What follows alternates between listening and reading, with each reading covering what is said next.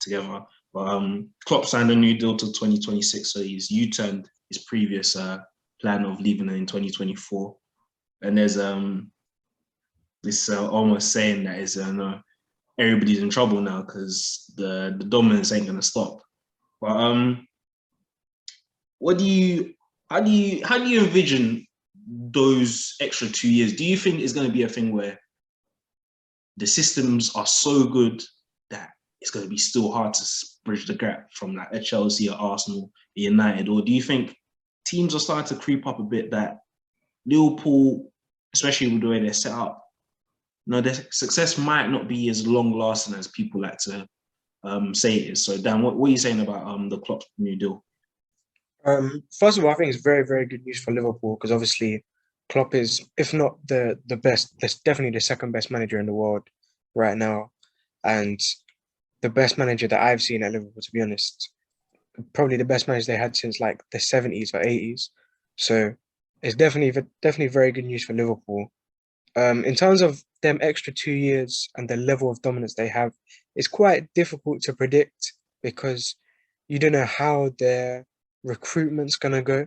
Because I think that's a very big thing that is gonna have to happen. Because I mean, like, a lot of the main players that they have are not gonna be around in 2025, or even if they are, they're not gonna be playing to the same level. Like, I can't envision Mo Salah's what, 29 now, 30 now. I can't imagine a 34-year-old Mo Salah putting up 35, 40 goals a season. I can't imagine a 34, 35-year-old Van Dijk being as high level as he is now. Same with players like Mane and Robertson, Fabinho, them type of players, which are huge players for Liverpool. So I think the recruitment will definitely be key to see if they can maintain the level that they are on. But I think it's good signs, though. Definitely good signs for Liverpool that with Klopp, we know they're never going to drop below a certain level. And he's one of the best managers in the world. So, yeah, I think it's positive times for them. But for everyone else in the league, it's not the news that you want to hear. Mm-hmm. Carl, as a Chelsea fan, how are you feeling with that one? Are you scared? The thing is, I got to agree with what Dan said. I think until Klopp and even Pep's gone, I think there'll always be a very substantial gap between Liverpool, Man City, and the rest of the league. If I'm being completely honest, like, it's kind of easy to say that Klopp, when he comes to the end of his career, maybe the gap's going to close. But if we've been honest, the standard of Klopp and what we've seen, even when people have been questioning some of the best players, as in like Mane, people have been questioning him at the start of the season, which even I was personally, but they've shown that they can bring in new people and perform to a very high standard. So it does show that Klopp, his eye for scouting as well. For the last 2 seasons, he's not going to be thinking about just himself, but the next wave of Liverpool, because at the end of the day, he cares about the club a lot. So he's going to think, eventually I'm going to go, so I've got to leave my stance, So as we've seen with Diaz, he might start thinking about what he's going to start doing with the other side of the wing, like Salah replacement. Obviously, in the next couple of years, he would have to be at the forefront of that replacement. So that one would be important. But in my opinion, I can't see the gap closing until a couple of years. But it's not to say the gap's not going to close, because at the end of the day, it will eventually. But 2 years' time, I think the next wave would be, of course, Chelsea developing, I say 3-4 years, Arsenal 3-4 years as well, 3 years. So it sounds a long time, but in perspective, like a couple of seasons away, then we can start seeing like a real competitive again in the Premier League. In terms of Man City as well, it's the same stance. In terms of Pep, it's the same thing where he's not going to just walk out in the club. When people think that when Klopp leaves, it's going to go to shambles, it's not going to be that case. He's going to make sure he works with the next manager to kind of put things into place and build from there, So yeah, it's a process, but it's not what people want to hear, as Dan said. When you look at the squad building, before you look at City, you look at Liverpool. They got Konate, who you could argue is already better than Matip, really. I don't know about that yet. You could argue it, but obviously I get what you're saying. And then obviously you got Trent, 23 years old, I think. Obviously left back they got Tsimikas, but I don't know if he's long term. Nah, he's cold, man. He's cold. Curtis Jones is there. You got Harvey Elliott. You got Diaz, who's of a young age. I think they are starting to freshen up a bit. I think Naby Keita is like 25, 26. It might be older than that. I'm not sure. But they do have quite a good balance now. They're getting a good ratio again. obviously, I think replacing someone like a Salah, you don't really replace players like that. It's just a thing of you mitigate and reduce the loss in a sense. Because obviously, these guys are all timers, isn't it? Mane, especially, and Van Dijk. So it's going to be interesting, but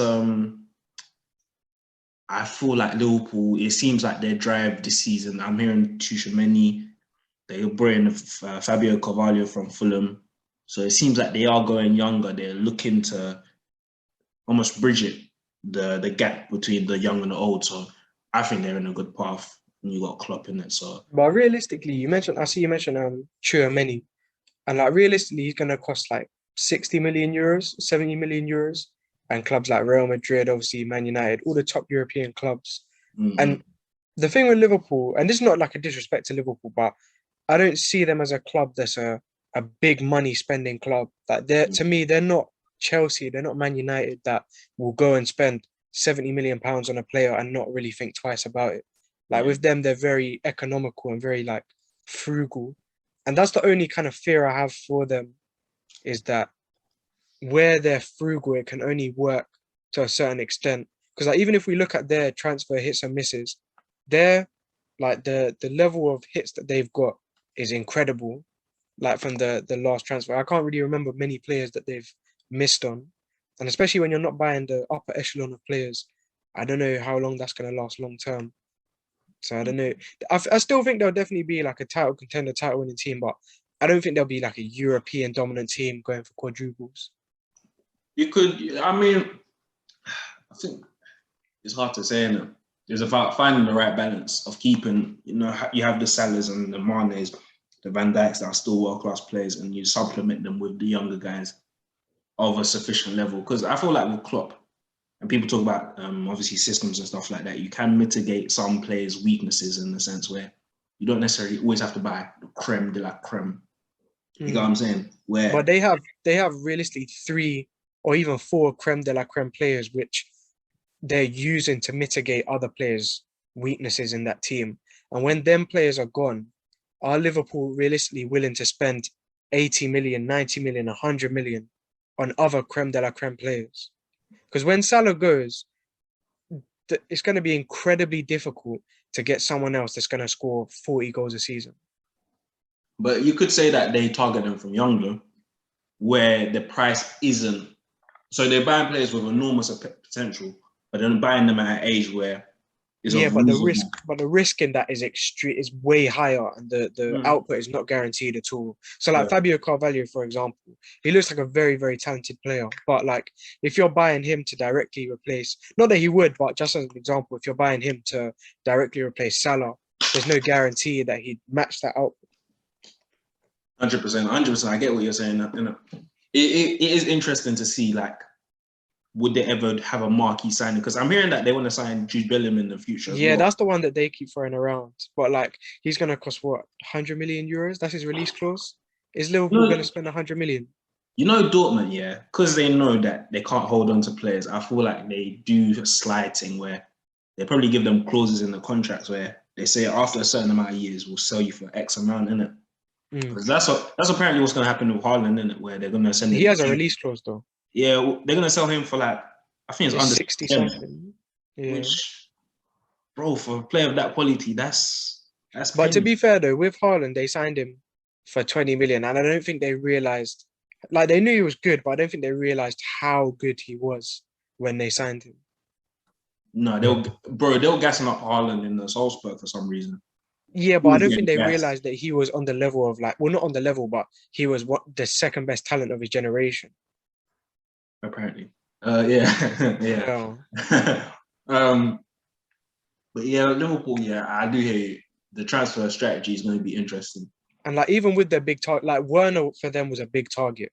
Werner was one that they were pushing heavy for, but he chose to go to Chelsea. Even though Liverpool was in like a much better place than Chelsea at the time, he chose to go to Chelsea because of the finance. Well, mainly because of the finances. What do you think Werner's? Yeah, what do you think Werner's career will be like if he's at Liverpool from stages? Do you think he would have popped, or do you think it would have the same thing? It'd be something like Minamino, where he's just a bit part player. Yeah, that makes sense. Obviously, he's kind of similar to Jota. Obviously, Jota's a better footballer, a much better footballer.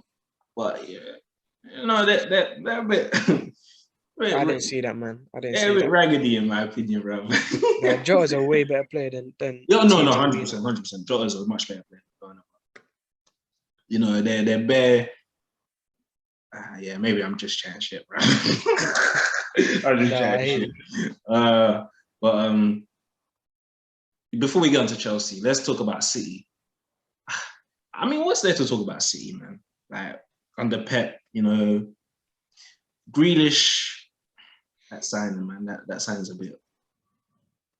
Because like Grealish compared to what he was, but no one was really that surprised with what he's showing, is it? Yeah, but everyone been knew that for especially Man City attackers, you kind of have to give them a season to adjust to Man City's system.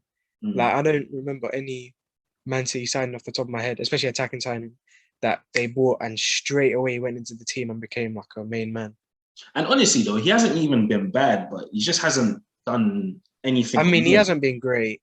Yeah, no, but he's been a balance where he hasn't stood out, but he hasn't been poor, in my opinion. But I think he doesn't fit the system because, like, especially at Villa, he so City play, especially like in attacking area, City play very quick and very fluidly where they play a lot of passes and move a lot.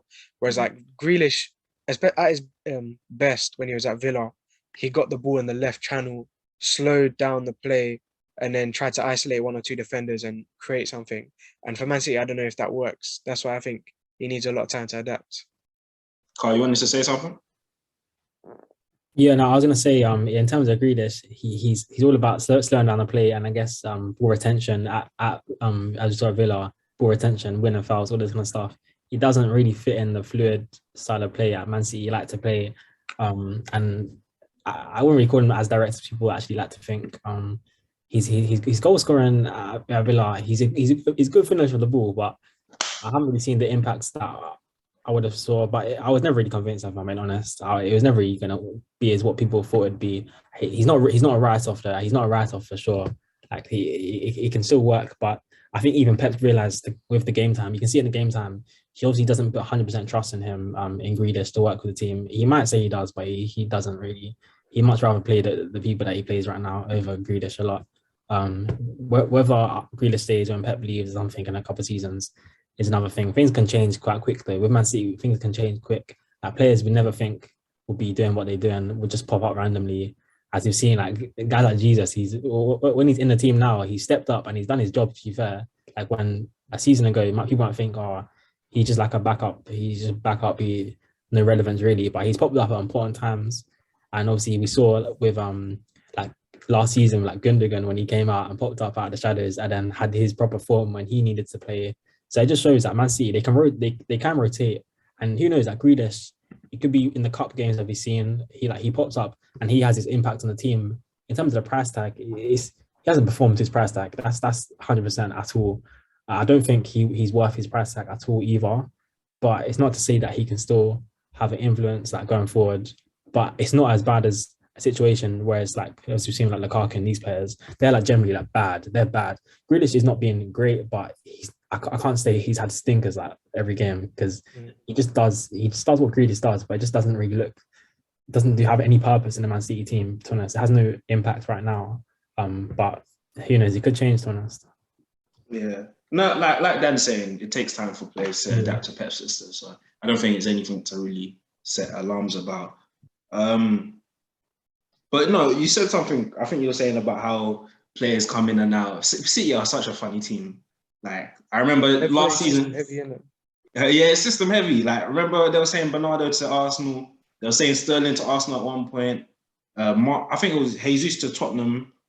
I don't know about Mahrez, but it seems like all these players, 1 minute they're in, next minute they're out.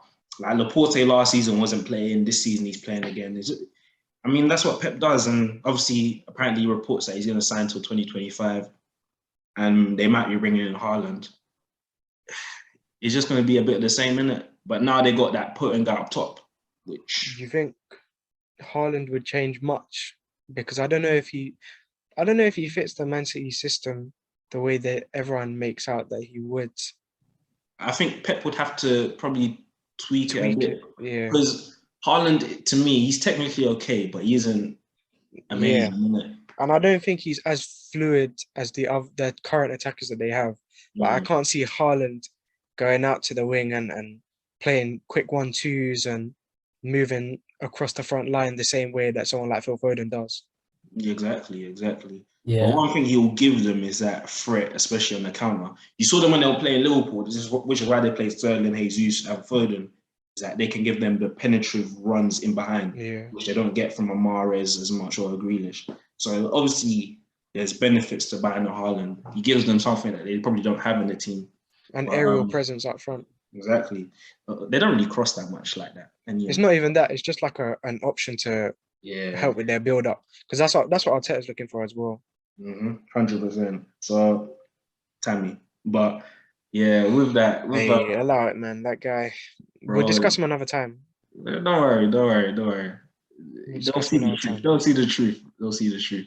But like we're saying, Pep and Klopp, I think it's just a bit more of the same, really. Who can really close the gap? We're gonna have to see.